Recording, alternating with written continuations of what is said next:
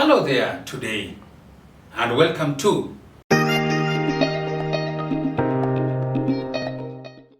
a show in which we take enlightening excursions into contemporary but pertinent matters in academics, culture and life in general. We learn to use reason, sense and understanding in order to avoid turning out mediocre or sounding odd. Instead, we sound enlightened and we come out glowing. Quote, the plain fact is that the planet does not need more successful people, but it desperately needs good storytellers. Close quote. These words by David W. Orr define very much my intention for today. By coming up with stories as told from the days of old, but now presented in English for the simple fact that many of us are at home with the language and therefore this ensures wider sharing. Now, I invite you to sit back and think. Do you love beautifully told stories and want to share in the timeless power of storytelling? Do you miss the days of old when stories were told round a fire in the evening after a hard day's work? Or did you possibly miss out this completely altogether? Are you a parent looking for stories to share with your children as you while away the time instead of always leaving the children to the TV or to video shows and all that? Are you a teacher looking for good oral literature material with which to teach your students? Are you a student needing to get conversant with oral literature material and you've not had it firsthand? Are you a traveler who needs to while away the time during those long flights or those long journeys by bus or by train by doing something useful and interesting and informative? Are you a business person needing to, on the sideline, finding something that is interesting and enlightening to occupy you before the next conference or the next tough meeting?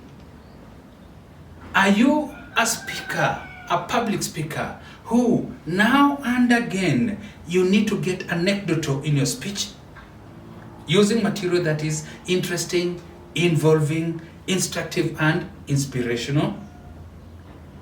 Or are you a person who needs to explore the world views, the philosophies, the portions and notions that help people share and connect, creating a better world? If you are any of these persons, then you're in the right place. This show is for you and you will love it. You will love the story that will be told today and the others that are coming. So, this is what is gonna happen. I am going to tell you a story, part of Kikuyu folk lore, but I will tell it to you in English and invite you to listen as I narrate it. And not only that, the script will be available on the screen so you can read along with me so that you can also discover the beauty of the words. Once I'm done with it telling, I am going to break it down for you. And especially, we are going to look at those important aspects of that story and end with a very important lesson by trying to pick out the moral or the lesson that we can pick from this story.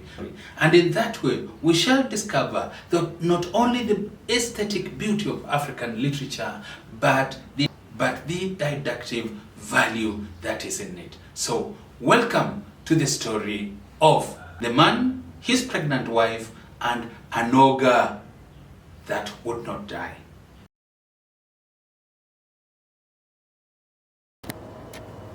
Ogres are imaginary creatures that appear in stories.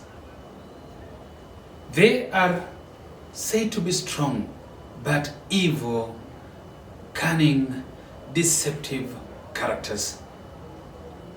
Because of their love for human flesh, they are said to be cannibalistic. And many other times that they can be seen deceiving women, girls, and infants. Many times they can take the women and girls and take them deep into the forest. From there they will ferociously eat them. But they also say to be dim-witted, and many times they are defeated singularly by a heroic man, or sometimes it requires concerted effort on the part of the whole village. As will be seen in this story, the ogre has got the ability to reincarnate into a newer form even when it dies. Welcome to the story. A man, his pregnant wife, and the ogre that would not die. A man had built his hut right at the edge of the forest, away from where everybody else lived. He lived there with his newly married wife. Now, this man used to travel right to the middle of the forest, to the forge, where he used to join others in forging metal. Now, there was this time that the man left home and traveled to go to the forge. In the vicinity of this forest, there was an ogre who had been monitoring the man's movement. So this time, he watched him as he penetrated deep into the forest and disappeared out of sight, leaving his wife unprotected, with no one to look after her. So when it was exactly noon that particular day, the ogre appeared on the homestead, carrying on his shoulders a heavy load of firewood, which he dropped with a thud, and with these words, "Woman with child, drop with a third of that firewood." And the ogre got into the house, lit a fire, and spent the next 2 hours making a delicious meal. When the meal was ready, he did not serve the woman, but as he prepared to take each bite, he would tease the woman. "Woman with child, take this. You don't want, I'll take it for you." And with great delight, he would choke on every gobble as he swallowed the food. When he was done eating, he slept by the fireside, and from his mouth could be seen streaks of different colors. And from his nose came out long, drawn-out snores.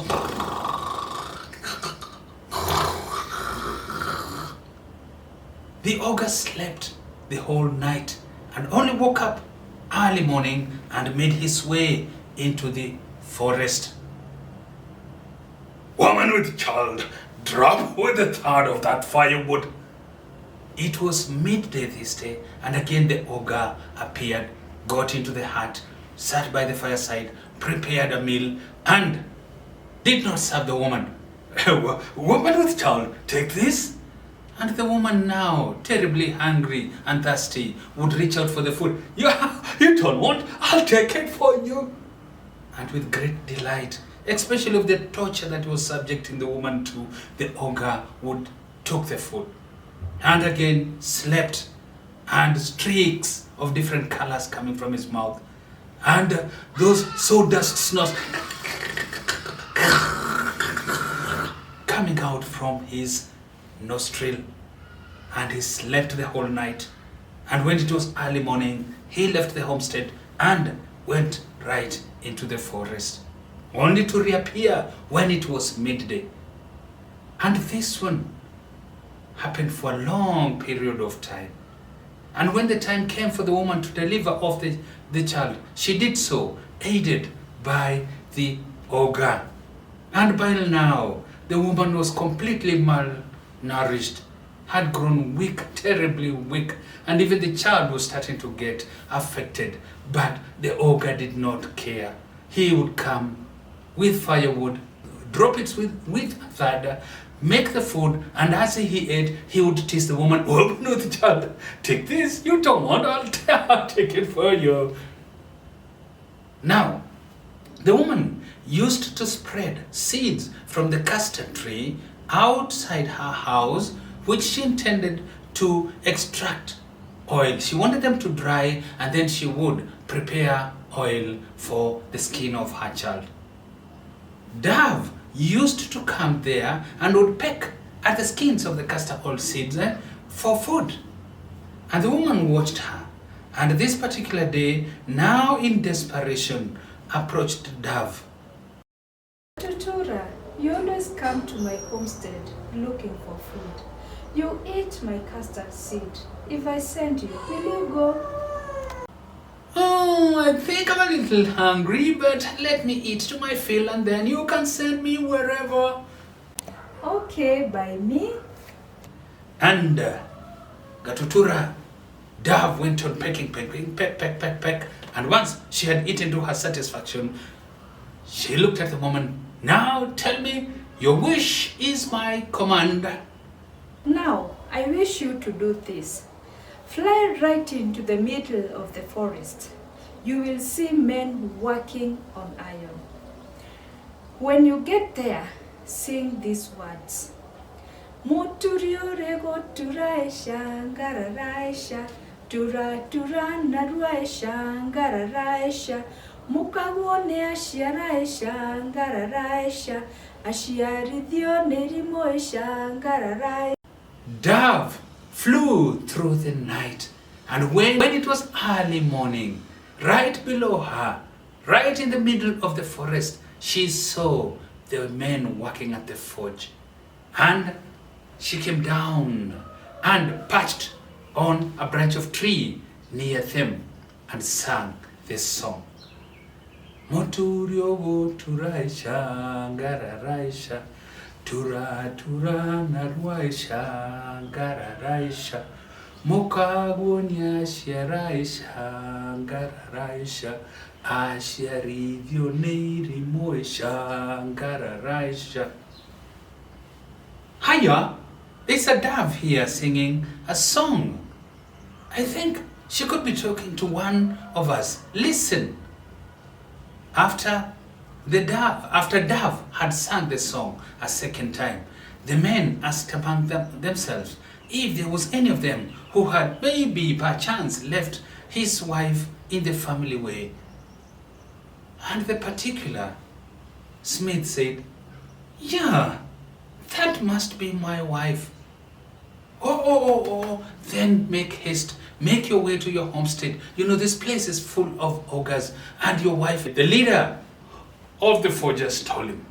And the man started on his way home, running through the path that was in the forest. His foot could be heard making contact with the floor of the forest on that pathway.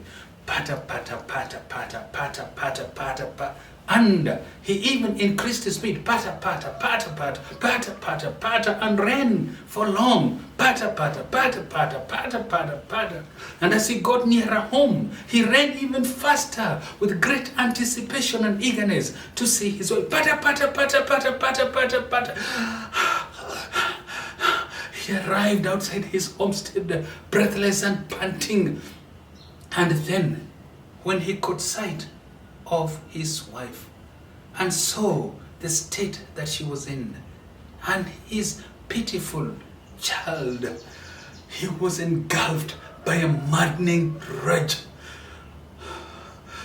This ogre will today know that I did not go to the river to fetch water to come and raise these walls of the hut. And with that, he jumped into the rack that was top where firewood was kept, and he lay there in wait. Woman with child, drop with a third of that firewood. It was precisely midday, and the ogre had made its way into the homestead. You too, drop with the same.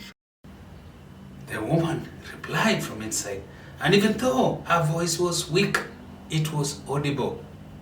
Hey, Wagashaire, Why do you speak as if those who'd gone to the forge are back? Someday they were bound to be back. The woman replied. The ogre must have missed the intimidating tone in the words of the woman, for he got right inside the hut and sat by the fireside, ready to make his meal as usual. But it is at that moment that the man jumped from the rack and came down, and with his sharp knife aimed right at the heart of the ogre, he pierced it and killed the ogre there and then. Then he hugged his wife, got hold of his child, and the two of them made their way away from that hut. And they went and built a hut near where everybody else lived. Now, at the location where that hut stood, after some time, it was noticeable to a herdsman who used to come around there looking after cattle that a luxuriant plant of the pumpkin family had sprouted. He got greatly attracted to that plant, so much so that he started tending it. He started weeding it. He started even adding compost to it and manure, and it grew bigger. It sprouted more and spread far and wide. And before long, one fruit emerged. And the amazing thing is that it was growing by the minute. So big that before long, it had reached the height of the chest of the man. And he really loved it and decided, no, I'm going to pluck it now. So he plucked it and took it home. And from it, he made a giant gourd. And he took the gourd into his house, poured lots of water into it, lots of honey, lots of sugarcane juice, and put the Moratina plant. And he brew Moratina, Johi Moratina. That is a brew. And then he went around the village calling everybody, telling them, come to my home, come. There is already Moratina brew there. Come, each one of you, come and enjoy. And on this particular day, all the paths led to the man's house as everybody congregated there. And they sat in groups. The men sat on one side, each one of them ready with a horn that they were going to use to take the beer. The women and children sat on the other side. The women had brought sophorias with which they would get their share of the brew to go and take at home with their children. The men, left alone, would now take copious amounts of that beer, and they loved that. Now, in preparation for taking of the brew and to raise its temperature to something, and in order to warm the beer, a fire had been started by the side of the gourd. And as the men and women sat outside, children would be sent inside to go and tend to the fire. So one child was sent, a second was sent, and a third, and a fourth, and another, and another, and another. Children was sent, and one more was sent. Then a woman who had been observant said, Hiya, people, what's happening? Of all the children that have been sent inside that house, I have not seen even a single one of them come out.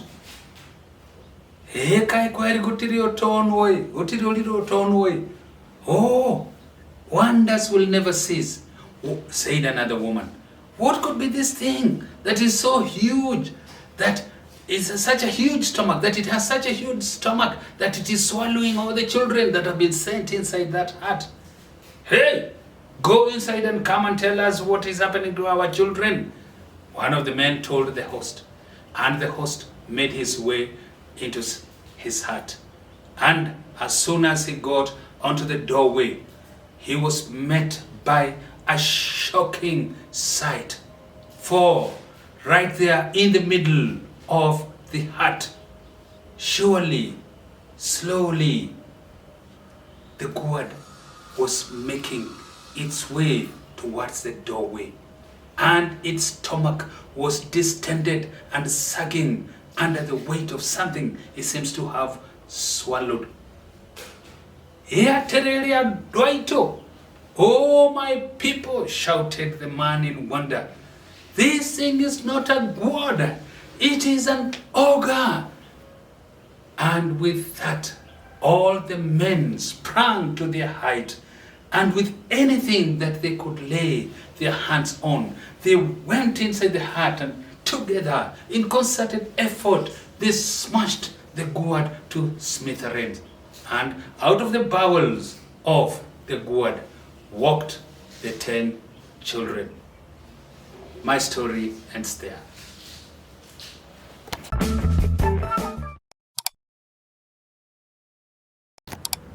Okay, now we get to the third part of this, and this is where now we engage in an educative exercise where we break down the story in a way that we can understand it.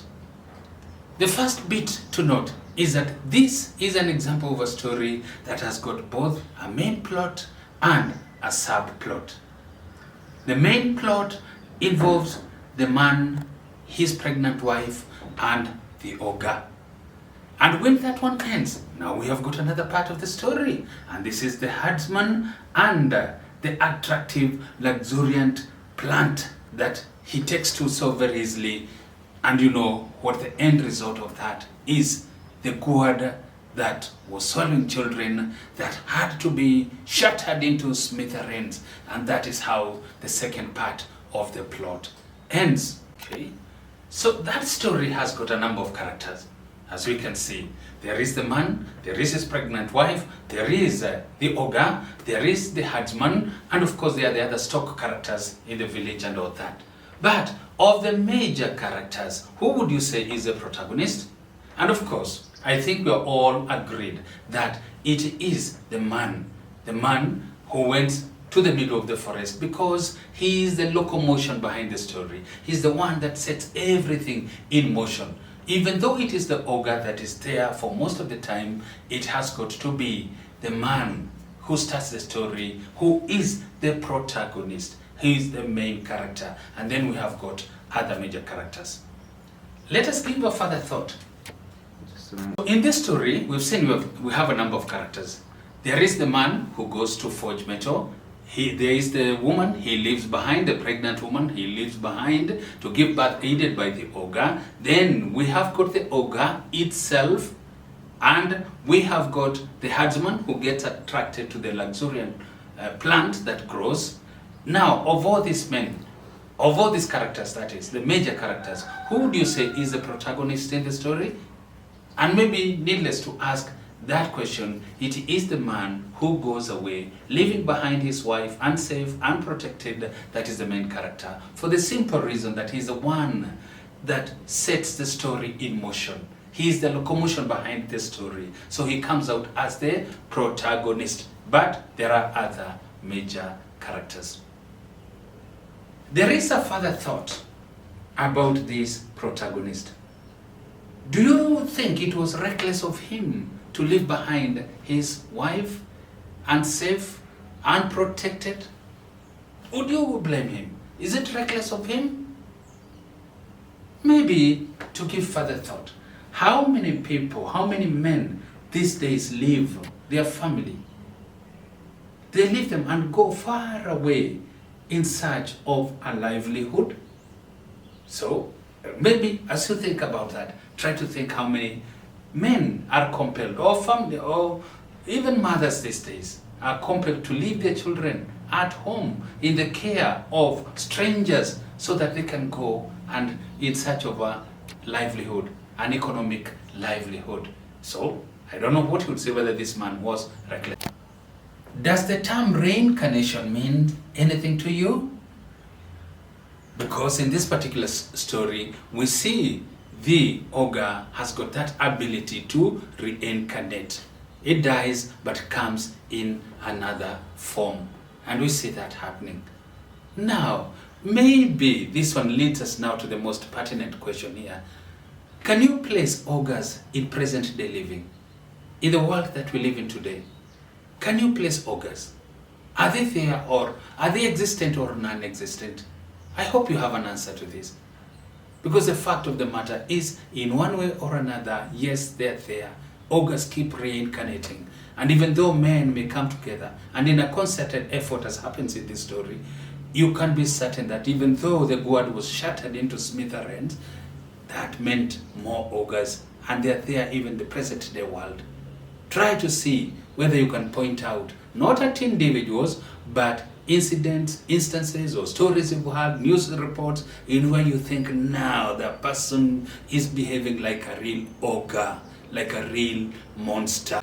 Okay, my question I pose to you, would you fault the herdsman for getting attracted to the luxuriant plant that grew and the offshoot of it, the fruit that grew into a very huge pumpkin, and he took it home and made it into a god? Would you fault him, or do you think it's natural for mankind to be attracted to things that are alluring? What in the present day world would you equate to the alluring luxuriant plant? Can you think of things that attract people, like the way a fly will be attracted by nectar, or a bee will be attracted by nectar? Can you think of such things? Think about them and see that indeed it is possible to get the allure and be attracted so much that you're almost helpless. You know something is no good, or you don't understand about it, but you get so much attracted that to a point that you get infatuated. Think of that. Now, I will want you to possibly look through, not possibly, I want you to look through the performance of that song once again and try to rate me on a scale of 1 to 10. Give me what you think, whether I succeeded in performing it. You can comment in the comment section there below. You can let me know. But more importantly, I'll want you to note the gestures, the facial expressions, the body movements that I make and how I use them, and whether you find that effective. I'll also want you to note the mimicry, the way I try to imitate the different characters, see whether I do succeed in that. See the tone of variation in different, as different incidents happen in the story. How am I able to vary my tone in order to reflect what is happening in the story, to bring out the mood and the tone that is in the story? Try to follow all that. Then I want you to note this. Any time the load of fire is dropped, I would say it is dropped with a thud. That is an example of what we call onomatopoeia. Then, when the man is running through the forest back, a patter, patter, patter, patter, that is an example of idiophone. Note that and see whether you can get the distinction between onomatopoeia and idiophone. Get that, and especially for the students of literature and the teachers. I know the teachers already know, the students of literature. We cannot bring this to a close before we look at what we call the didactic value of that story. Didacticism is that ability to teach, that after you have listened or read the story, you are able to come out with a lesson, with a moral, something that it teaches you. And this one, I will give it as assignment work. I want you to list down all the morals, the good things that you learn. A moral is a good thing. And the lesson. A lesson can be something good or bad, can positive or negative. So note that moral must be the good things that you learn. Try to list down the number of good things that you learn from the story. How about the lessons you learn? Even those things that are negative. And that is why that story would be told, because the listeners would learn that. That is why this story must be told now, because we also need these lessons in our present day world. Remember what I've said, that ogres are there and they live amongst us. We need to learn this lesson. So it is bye for now. But not before I remind you, remember to like, subscribe, and comment, please. Please do. And then wait with great anticipation for the next story. It's coming. Yes, it's in the press. Will come out of the press before long.